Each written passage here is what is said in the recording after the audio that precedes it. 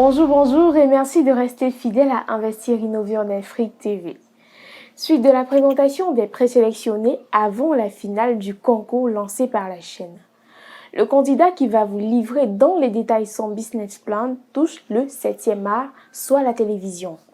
Son projet est en effet une série de dessins animés de 30 épisodes de 6 minutes chacun, qui sont en fait des contes tirés des 10 régions du Cameroun qu'il a appelés les petits contes de Mangono. Il s'appelle Emmanuel Belinga et nous présente son projet. Je m'appelle Belinga Emmanuel, je suis illustrateur, BDiste et animateur 2D. Nous travaillons présentement sur le projet Les petits contes de Mangono. Il s'agit d'un projet audiovisuel, une série en dessin animé d'une trentaine d'épisodes. Dans chaque épisode, nous découvrons un conte qui nous est raconté par le personnage principal, Maman Die. Et chaque épisode nous permet également de découvrir les mythes, les légendes, les coutumes et traditions qui sont présents dans nos sociétés. Notre projet est innovant dans ce sens-là qu'il joint la tradition à la modernité. Il y a cette symbiose-là entre ces deux éléments. La tradition, d'un côté, parce que nous présentons nos contes, nous présentons notre culture, notre identité, et la modernité de l'autre côté, parce que nous utilisons les technologies les plus innovantes, actuellement de par le matériel dont nous disposons, les logiciels que nous utilisons également. Notre projet s'articule sur deux phases. Il y a d'abord la phase de préfinancement et ensuite la phase d'opérationnalisation.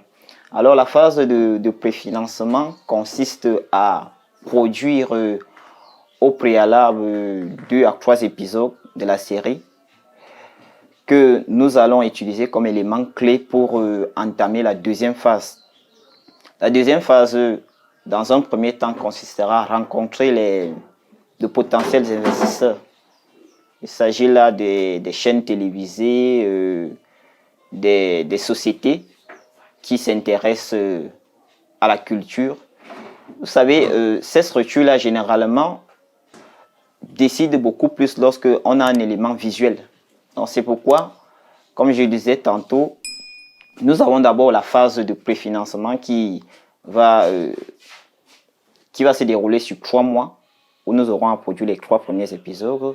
Après, donc, nous allons entamer la deuxième phase en jouant sur ces éléments visuels que nous aurons produits pour la première phase pour permettre aux investisseurs de se décider à s'investir matériellement, financièrement pour entamer la deuxième phase qui sera beaucoup plus longue parce qu'elle va s'étendre sur pratiquement deux ans vu que la série a quand même plus d'une trentaine d'épisodes et le dessin animé généralement prend beaucoup de temps pour être réalisé.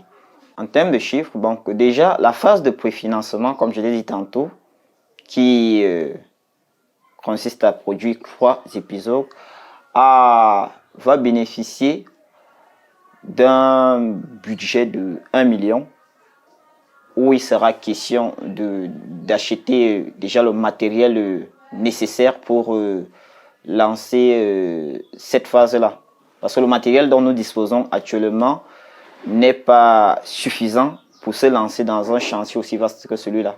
Donc, il sera question d'acheter déjà ce matériel qui va nous permettre de lancer cette phase-là et de rémunérer le personnel qui sera mobilisé pour cette première phase-là.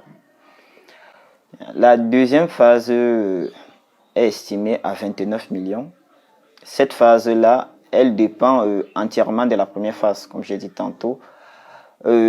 Avec les éléments visuels que nous aurons produits lors de la première phase, cela permettra aux investisseurs qui sont des chaînes télévisées, des structures et organisations à avoir une idée avoir quelque chose de concret sur quoi investir.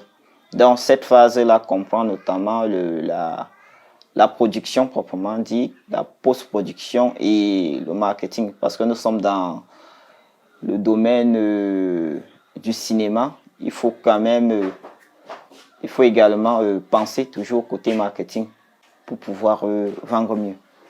Si je gagne 1 million, les 1 million serviront à financer la première phase du projet, qui est la phase nous avons baptisé ça la phase de préfinancement, qui consiste justement à mobiliser une petite équipe, à acheter le matériel manquant pour lancer la première production, du moins les 3 premiers épisodes. Oui, parce que le dessin animé, il faut le dire, le dessin animé généralement nécessite de gros coûts financiers. Parce que ça demande une forte équipe. Donc, c'est un domaine qui demande beaucoup de coûts. Parce que nous avons essayé même d'être minimal dans nos prix, dans nos estimations, par rapport aux différentes phases que cela comprend. Vous devez savoir une chose, c'est que le dessin animé est un contenu tellement rentable. Parce que ce sont généralement des contenus très prisés par les chaînes télévisées, que ce soit des chaînes locales ou internationales. Pour la petite information, il faut savoir que les dessins animés africains aujourd'hui sont très prisés par le vieux continent, c'est-à-dire l'Europe. Ce qui est un peu dommage, c'est que le Cameroun ne prend pas encore part, du moins n'arrive pas encore à trouver son épingle du jeu, parce que dans la zone francophone ici en Afrique, nous avons la Côte d'Ivoire, le Sénégal et le Congo, ainsi que l'Algérie, tant pour moi, qui vraiment arrivent à vendre, du moins à produire déjà en quantité pour vendre sur le vieux continent. Donc, nous on s'est dit également qu'il fallait intervenir quelque part. Il fallait que le Cameroun également cherche à s'initier dans ce marché-là qui est hautement florissant. Parce que pour la petite information, des pays comme le Japon ou encore les États-Unis réalisent de gros chiffres d'affaires chaque année pour ce qui est de l'industrie du dessin animé.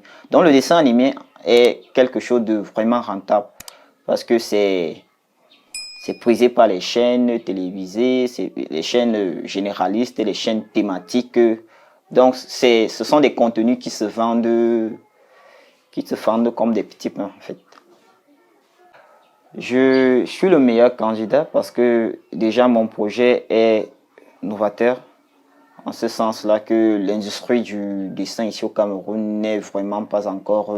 est à ses débuts en fait. Est à ses débuts et nous voulons nous faire une place dans le marché international.